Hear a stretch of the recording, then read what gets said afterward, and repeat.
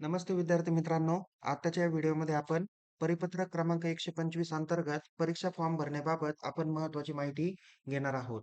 यामध्ये तुम्हाला परीक्षा फॉर्म कसा भरायचा त्या संदर्भात आणि अंतिम डेट काय आहे त्याबाबत पण थोडक्यात माहिती या व्हिडिओमध्ये घेणार आहोत. त्यामुळं विद्यार्थी मित्रांनो काळजीपूर्वक पद्धतीने हा व्हिडिओ शेवटपर्यंत बघा, जेणेकरून तुम्हाला सर्व माहिती भेटेल. ओके. सो याची माहिती घेण्यासाठी तुम्ही काय करू शकता? सगळ्यात प्रथम पुणे विद्यापीठाच्या ऑफिशियल होम पेजला जा.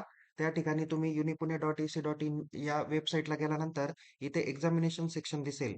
या एक्झामिनेशन सेक्शनमध्ये एक्झाम फॉर्म ऑनलाईन म्हणून टॅब आहे. या टॅबला क्लिक करा.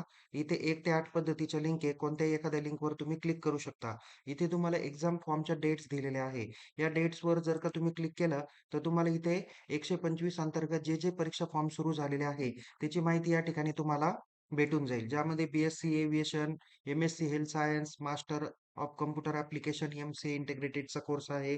नंतर master degree in hotel management and catering technology, ज्याला एम-एच-एम-सी-टी असं आपण म्हणतो. नंतर एम-पी-डी आहे, बी-एससी डेटा सायन्स आहे, बी-एससी सायबर सिक्युरिटी आहे, BSc AI and machine learning आहे, एम-एससी टेक किंवा इन्फॉर्मेशन टेक्नॉलॉजी आहे, एम-एससी सिक्युरिटी आणि एम-एससी डेटा सायन्स आहे. या अभ्यासक्रमाचे परीक्षा फॉर्म हे सुरू झालेले आहे. ओके. या अभ्यासक्रमाचे परीक्षा फॉर्म सुरू झालेले आहे. तर आता तुम्हाला परीक्षा फॉर्म कसा भरायचा त्याबाबत तुम्हाला माहिती देतो. सगळ्यात प्रथम तुम्ही काय करा, स्टुडंट सेक्शनमध्ये इथे गेल्यानंतर जसं एक्झाम फॉर्मला आलात, इथे proceed to log in button करा. इथे तुम्हाला स्टुडंट सेक्शनमध्ये क्रिएट अकाउंट आणि लॉग इन बटन दिसेल. जे विद्यार्थी ऑलरेडी ज्यांचा अकाउंट आहे ते ऑलरेडी लॉग इन करून फॉर्म भरू शकता. पण जे विद्यार्थी ऑलरेडी, जसं की एखादा विद्यार्थी नर्सिंग केलाय किंवा बी-एससी त्यांनी दुसऱ्या कॉलेजला केलेलं आहे आणि आता एम-एससी हेल्थ सायन्सला त्यांनी प्रवेश घेतला असेल, तर त्या विद्यार्थ्यांनी सगळ्यात प्रथम क्रिएट अकाउंटमध्ये जा. इथे नॅशनॅलिटी जे काही दिलेली आहे, तिथे ती इंडियन सिलेक्ट करा. स्टुडंटचं name as per previous mark list टाका. त्यानंतर इथे मेल आयडी टाका, मोबाईल नंबर टाका. त्यानंतर इथे गेट किंवा verify email ID, mobile number करा. तुम्हाला मेल आयडी किंवा मोबाईल नंबरवर ओ-टी-पी येईल. तो ओ-टी-पी टाका, नवीन पासवर्ड रिसेट करा आणि लॉग इन करा. लॉग इन केल्यानंतर इथे तुम्हाला लॉग इन बायमध्ये इथे मेल आयडी, मोबाईल नंबर जो आता रजिस्ट्रेशन करताना टाकला तो तुम्ही या ठिकाणी टाकू शकता. मोबाईल नंबर टाका, पासवर्ड टाका, कॅप्चा टाकून लॉग इन करा. तिथे तुम्हाला स्टुडंटचं टाइप्स विचारलं जाईल. तिथे न्यू करा किंवा एक्झिस्टिंग करा. शक्यतो तरी एक्झिस्टिंग करा. त्या ठिकाणी तुमचा एलिजिबिलिटी नंबर येस करून एलिजिबिलिटी नंबर टाका.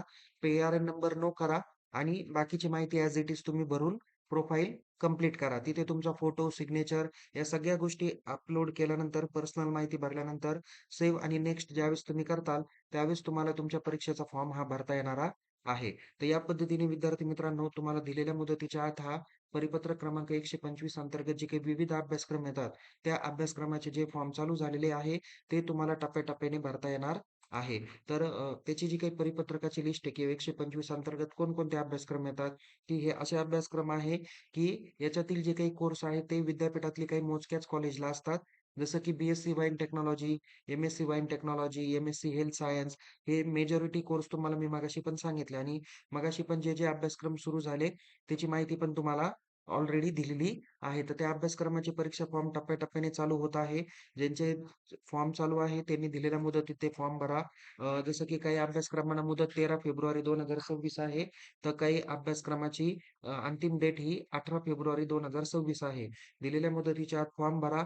परीक्षा फी ऑनलाईन पद्धतीने भरायची आहे. महाविद्यालयातून फॉर्म इनवर्ट करून घ्या आणि ऑनलाईन पद्धतीने चलन करा. काही फॉर्म भरताना अडचण आली तर चॅट बॉक्समध्ये मेन्शन करा.